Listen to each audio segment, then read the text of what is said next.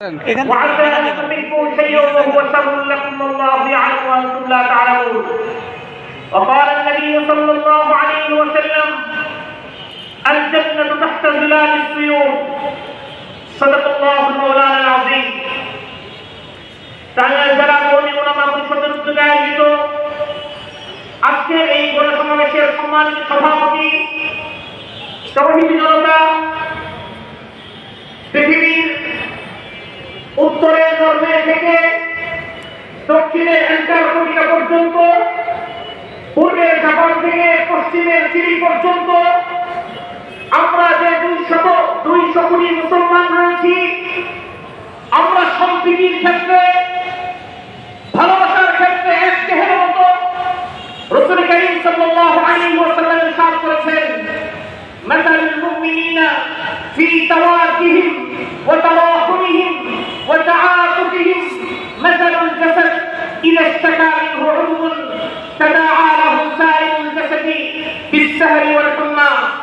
রাসূল কারীম সাল্লাল্লাহু আলাইহি ওয়াসাল্লাম ইরশাদ করেন, মুমিনদের দৃষ্টান্ত, পৃথিবীর সমস্ত মুমিনদের দৃষ্টান্ত, তাদের সম্প্রীতি, তাদের অনুকম্পা, তাদের সৌহার্দ্যের বন্ধনের মতো।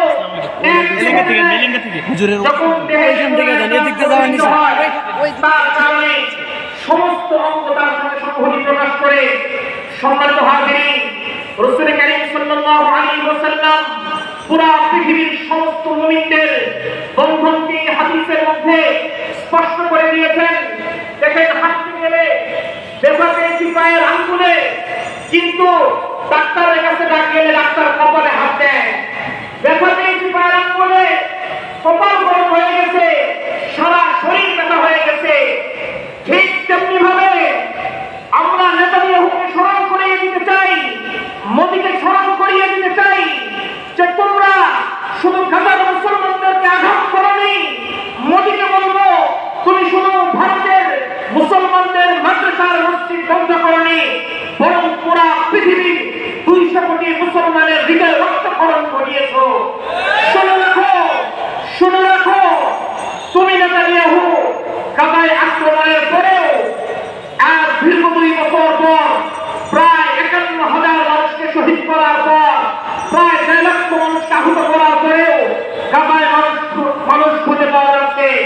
কিন্তু মনে রেখো, যদি এই 200 কোটি মুসলমান জিহাদের তামান্না নিয়ে জেগে ওঠে, তাহলে ইসরায়েলের তোমাদের মাস্ত করে চিহ্ন রাষ্ট্র খুঁজে পাওয়া যাবে ইনশাআল্লাহ। লিল্লাহি তাকবীর, লিল্লাহি তাকবীর, সাবিলুল্লাহ, সাবিলুল্লাহ, ফিলিস্তিন, ফিলিস্তিন, অলি উলামা পরিষদ, লিল্লাহি তাকবীর।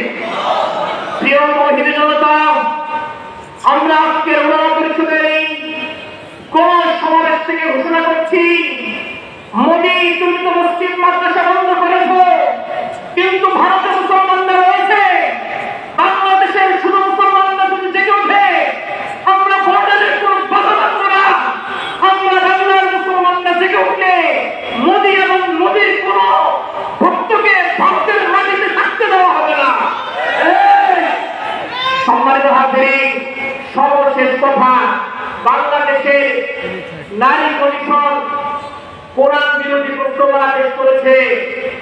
আমি প্রধান উপদেষ্টার দৃষ্টি আকর্ষণ করছি, মনে রাখবেন, এই গত 16 বছরে একটা নারী বাংলাদেশের সর্বোচ্চ ক্ষমতায় থেকে শুধুমাত্র কোরআন বিরোধী হওয়ার কারণে, জুলুম করার কারণে এই দেশে তার জায়গা হয় নাই, পালাতে বাধ্য হয়েছে। ঠিক তেমনি ভাবে এই কোরআন বিরোধী প্রস্তাবনা যদি প্রত্যাখ্যান না করা হয়, এই নারীবাদী সহ এই বাংলাদেশে যারা সমর্থন করবে, তারাও এই দেশে থাকতে পারবে না, পারবে না, পারবে না।